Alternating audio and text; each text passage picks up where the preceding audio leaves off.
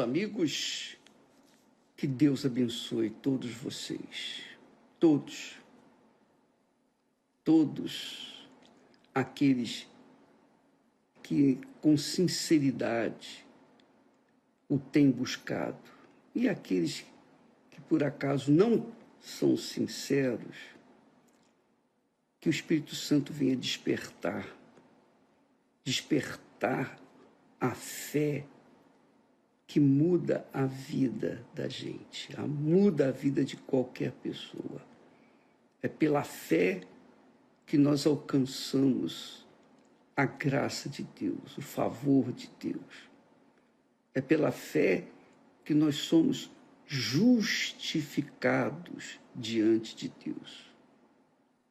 Quer dizer, pela fé que nós somos justos. É pela fé que nós somos perdoados. É pela fé em quê? A fé na palavra dele. Só isso. Só isso. Então, eu queria passar para vocês que aquele texto que nós lemos de 2 Pedro 1:4, eu queria que vocês lessem comigo esse texto com carinho. 2 Pedro 1:4, capítulo 1, versículo 4. Diz assim: pelas quais ele, quem é ele? Jesus. Ele nos dá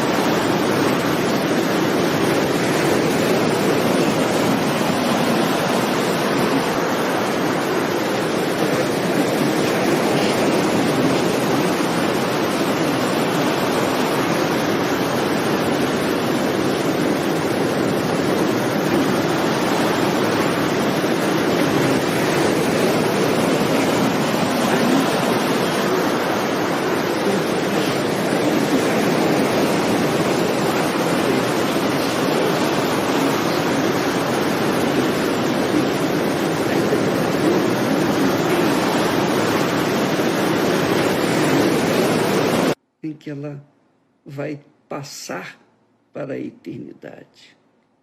A sua alma vai descolar do seu corpo. Aliás, a nossa alma vai descolar do nosso corpo.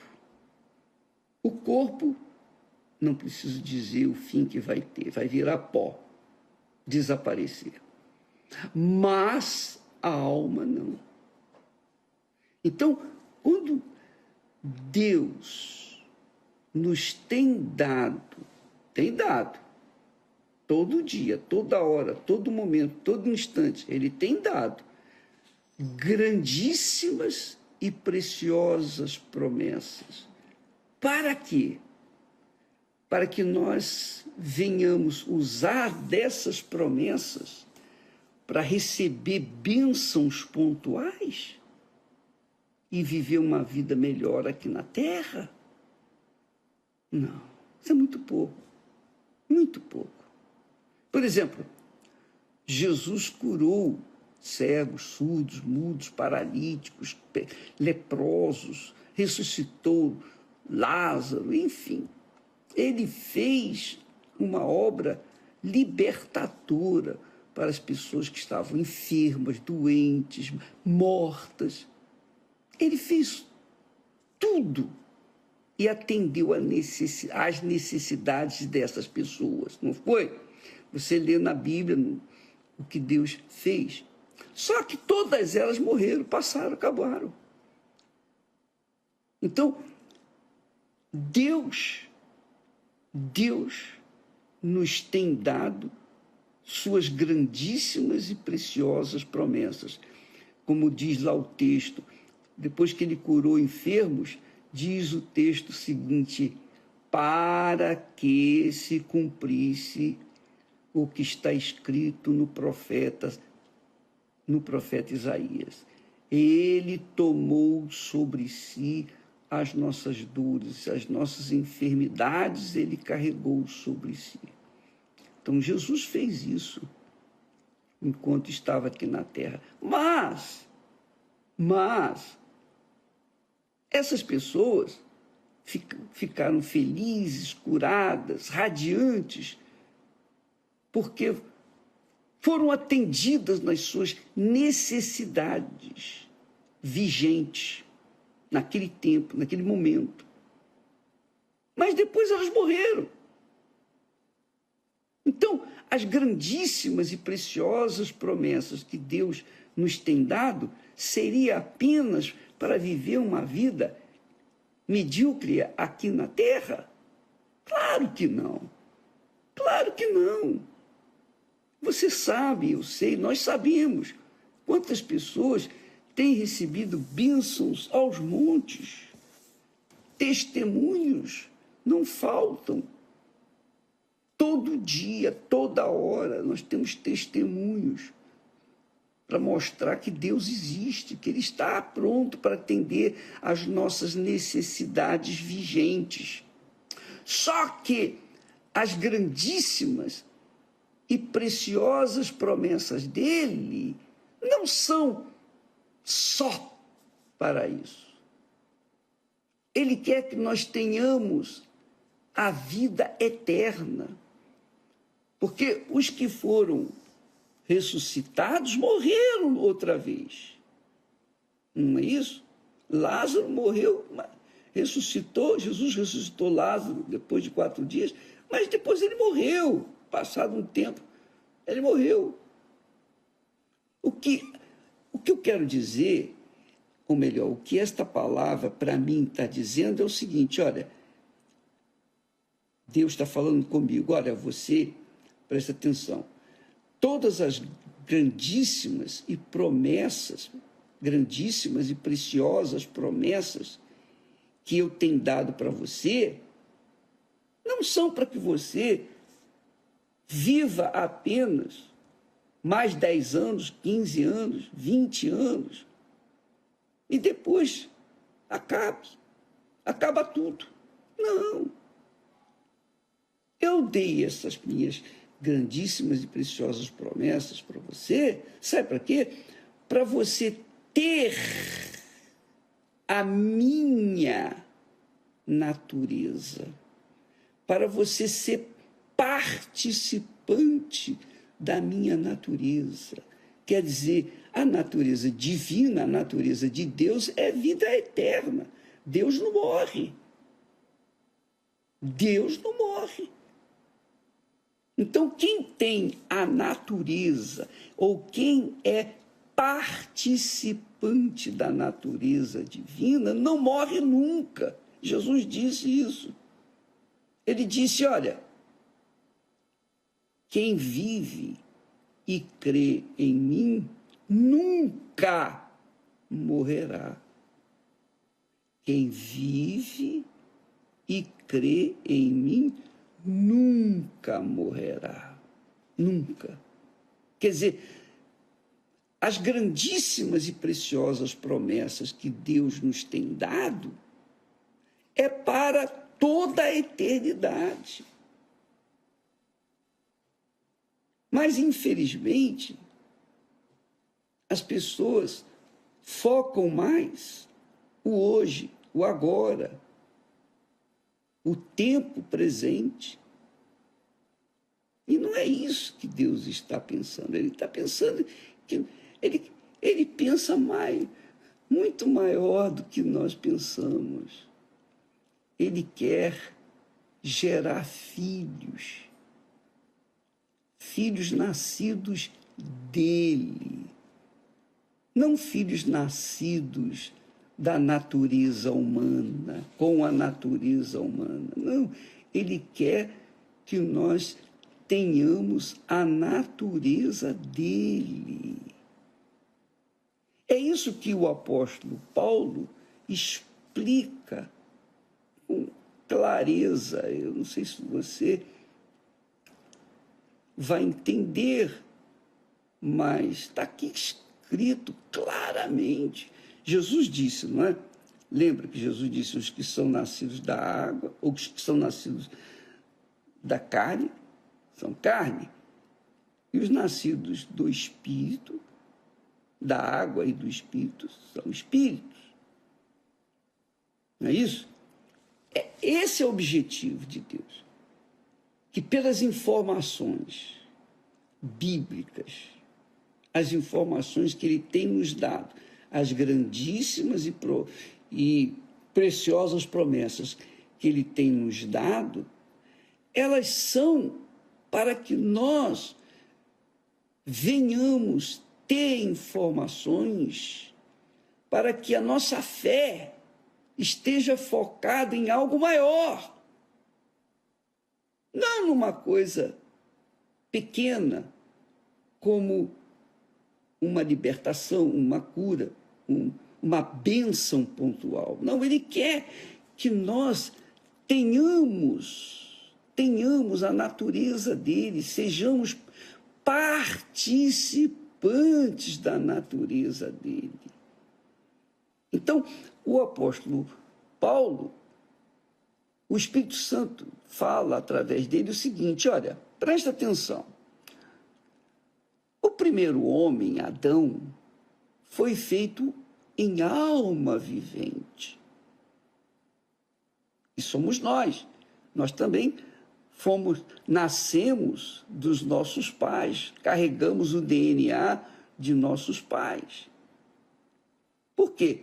Nascemos da alma vivente. Nós somos almas viventes. Adão foi feito alma vivente. Nós somos almas viventes quando nascemos dos nossos pais. Aí ele diz: o último Adão, referindo-se a Jesus, em espírito vivificante. Quer dizer, Jesus não veio de José e Maria. Jesus veio de quem? Do Espírito Santo.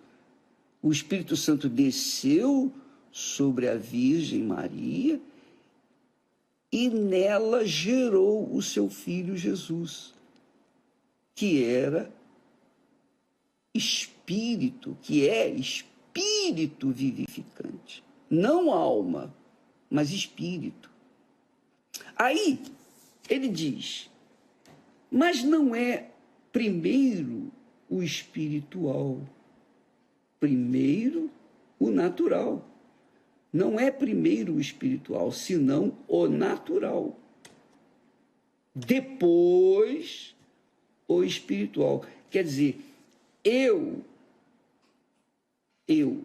como testemunho pessoal, eu primeiro era alma vivente quando eu nasci. Aos 19 anos, quando eu nasci, o Espírito Santo desceu sobre mim, da mesma forma como desceu sobre Maria e gerou nela o filho dele. Então, quando ele desceu sobre mim, com 19 anos, então deixei de ser alma vivente para ser espírito vivificante. E isso é o que tem que acontecer com todas as pessoas que recebem o batismo com o Espírito Santo. Quando a pessoa é batizada com o Espírito Santo, ela deixa de ser alma vivente para ser espírito vivificante. Espírito vivificante. Você lê isso aqui, 1 Coríntios capítulo 15, a partir do versículo 45. Então, ele diz assim: o primeiro homem Não era o espiritual, era o emocional, era o natural. Depois veio o espiritual, que é Jesus. A mesma coisa que aconteceu comigo. Primeiro homem, eu nasci com a natureza dos meus pais, com o DNA dos meus pais. Mas, quando o Espírito Santo desceu sobre mim, então ele me fez participante da natureza divina, porque ele me fez espírito, espiritual. Aí se confirma aquilo que Jesus diz: o que é nascido da carne é carne, ou seja, o que é nascido da carne é natural. Mas o que é nascido do Espírito, o Espírito Santo, é espiritual. Isso aconteceu comigo. Isso aconteceu e tem acontecido com todos os que recebem o Espírito Santo. Então ele continua dizendo: o primeiro homem da terra, Adão, como todos os seus filhos, são terrenos. O segundo homem, o Senhor Jesus, é do céu. Claro. Qual o terreno? Tais são também os terrestres. E qual o celestial, que é Jesus? Tais também são os celestiais. Quer dizer, quando nós nascemos da água e do Espírito Santo, nós deixamos de ser terrenos para sermos celestiais, criaturas celestiais. Se não fosse isso, se nós não fôssemos celestiais, ninguém sobreviveria neste mundo, porque o diabo destruiria com certeza. O diabo não pode destruir o que é celestial, o diabo pode destruir o que é natural, o que é deste mundo, porque a autoridade dele está limitada a este mundo. O mundo é dele, o mundo está na mão dele, a autoridade do mundo está na mão dele, por isso que o mundo está uma porcaria. Então ele tem domínio sobre o mundo, sobre os terrestres, os terráqueos, mas sobre os celestiais, não. Sobre os nascidos de Deus, ele não tem poder para tocar. Por isso que ele fala com clareza: o primeiro homem da terra é terreno, morreu e morre.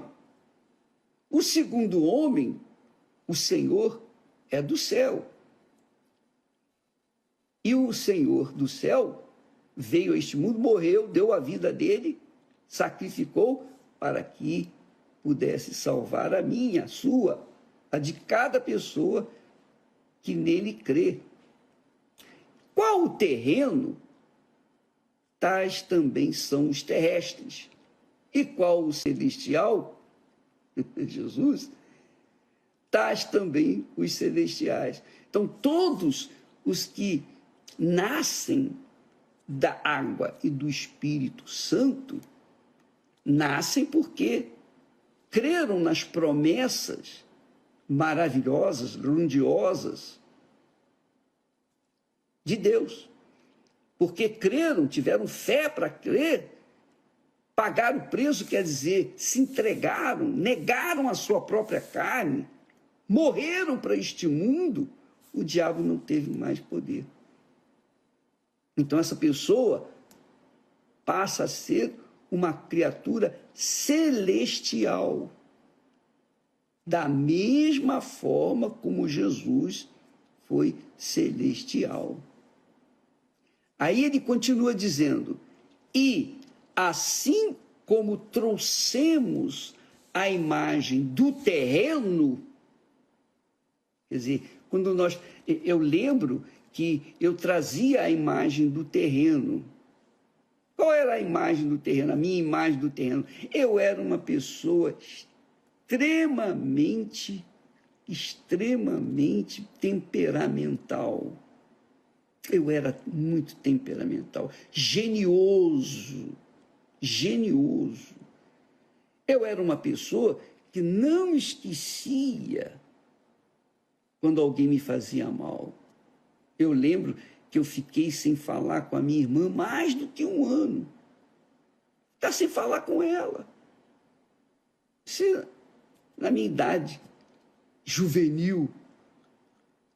Porque a minha natureza era terrena. Então, a gente até entende quando as pessoas dizem, eu não consigo perdoar, eu não consigo perdoar. Você não consegue perdoar porque você ainda é terreno.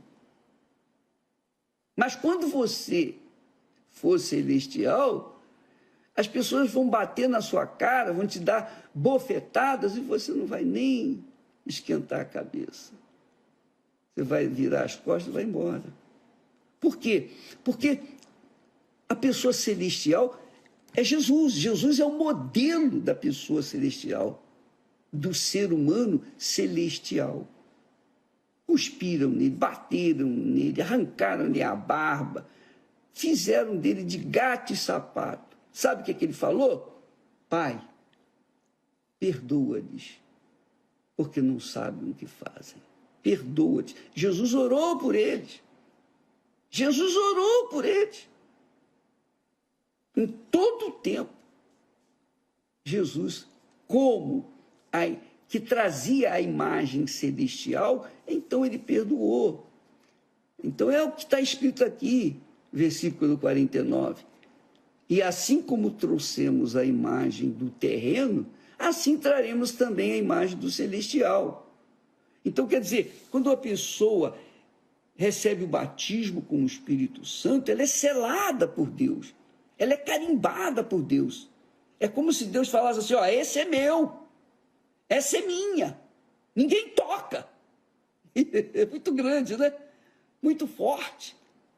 O celestial carrega a natureza divina. E o diabo não pode com essa pessoa. O diabo não tem condição. Então, o apóstolo diz aqui, explicando essa questão de a natureza natural e a terrestre, e a natureza celestial, quer dizer, a natureza divina. Ele fala assim, e agora digo isto, irmãos. Ele está falando com os irmãos.